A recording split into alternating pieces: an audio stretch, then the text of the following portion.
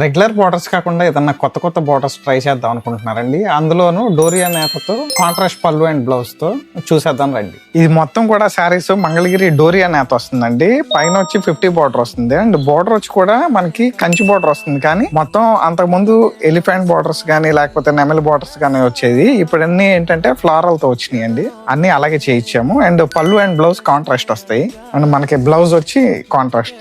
ఒక్కసారి బోర్డర్స్ అనేది చెక్ చేసేయండి, అలాగే కలర్ ప్యాటర్న్ కూడా చెక్ చేయండి. డిఫరెంట్ బోర్డర్స్ తో చాలా మంచి కలెక్షన్ అండి ఇది.